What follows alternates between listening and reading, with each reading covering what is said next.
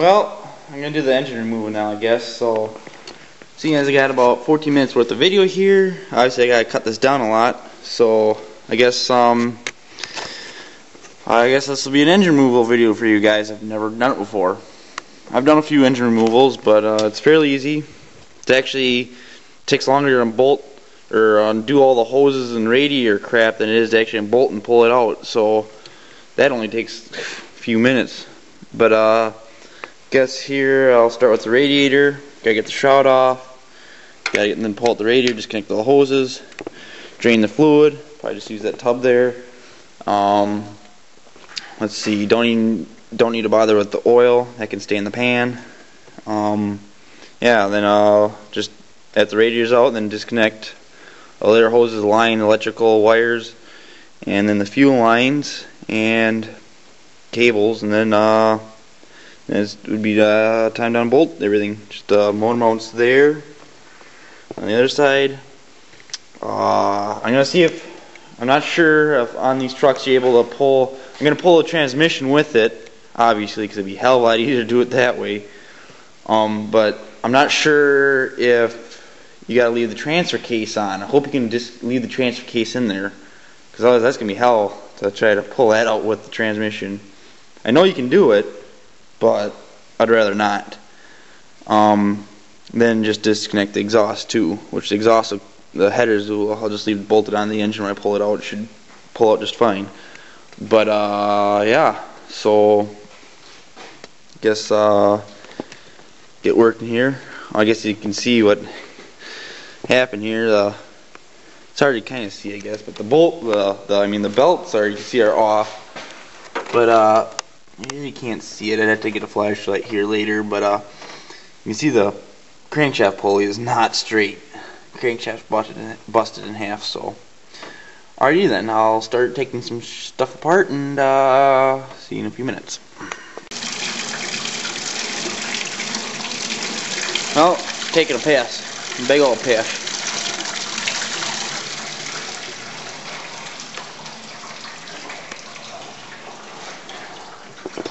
And most it's out now. When you do that though, there's still a lot of cooled fluid in your heater core and stuff. So when you undo that, it's going to pour out again. Just an FYI. And then I gotta sit there and disconnect the training lines, which I don't know how much that's going to leak out. Because I imagine the whole trans cooler, unless I would imagine it leaks back into the transmission, so there might not be anything really in there. I'm not sure offhand. I can't remember. Yeah, it's taking longer. I guess whatever.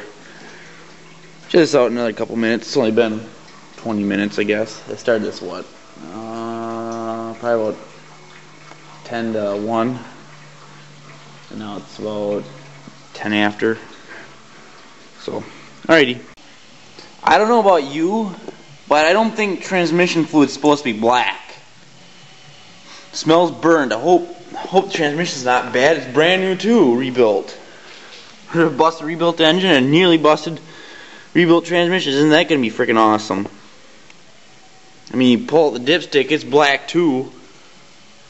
But the funny thing is, when it leaks out the back of the transmission, the rear seal's leaking. I was also gonna, quick put a new seal in when I pulled it out. That's another reason why I want to pull out the transmission. It leaks red, but then again, it might be just such a small leak that, yeah. Also, I just realized something else. I don't have a condenser. I was gonna hook the AC up next spring so I could have air conditioning, because I got all the parts for it. Well, I don't have any. I don't have a condenser. I'll have to. Yeah, I'll have to get one of them. So got that out. It's all good in the hood now. So now I let it drip for a little bit more and start. I guess I'll start disconnect hoses and other crap. So see you in a little bit again. Okay, I did some internet research and I found out. Okay, first of all, it'd be easier probably just to pull a whole transmission transfer case at the same time, because it's really the only thing the transfer case is really being suspended by is the transmission. It's not really bolted to anything really, so probably just easier to pull that. Also, the black transmission fluid, I found out what the problem is. Hopefully it's not ruined. It's only got about about 3,000 miles on it since with the fluid in it. It's severely overfull. That's what it is. What it does is it aerates, turns black, and burns. So hopefully it didn't ruin anything. So I'll have to see if you'll have to get it flushed. So hopefully there won't be any problems from now on. So alright, time to unbolt some stuff. By the way, I disposed of that stuff legally. Hint, hint.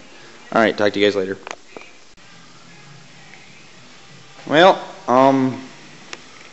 right now, I just got done unhooking the dry shaft there and up front. So now I am working on, I gotta take that cross member out so it can angle down to be able to pull out the whole assembly. So that's my little update for now. Going, I guess, kind of smooth. And then after that, after I get that cross member, although actually I'll probably have to leave it bolted up for the time being, otherwise it'll just tip on back, won't it? So yeah, I guess I'll have to leave that for now up until I get probably a chain on her ready to pull her. But yeah, so should be out pretty, or ready to be taken out pretty soon.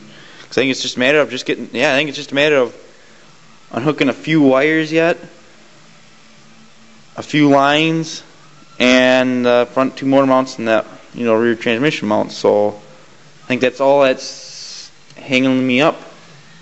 So yeah, see you in a bit. Well, I think I got all I'm going to do for today now. But I probably obviously won't have this probably posted until I actually get the engine out. So unless so, and who knows, it probably won't be for another day or two. But dry shafts are disconnected, like I said earlier. Got the exhaust disconnected, and yeah, I bolted the transmission. Now I just got when I do go to remove it, getting ready to pull out the front motor mounts first. The bolts, there's just one on each side. That's fairly easy. And then just get a jack, put underneath the transmission or whatever, and get rid of the cross member there. Well, you really can't see because it's kind of dark underneath. Should have got a flashlight, and then you start lifting up the front end with the cherry picker. Then once it's out of the motor mounts, because I'm just splitting the motor mounts in half. I'm not going to unbolt the whole entire motor mount. Then you just lower the jack down and just can just carefully finesse and yank her out. That's what she said. So yeah.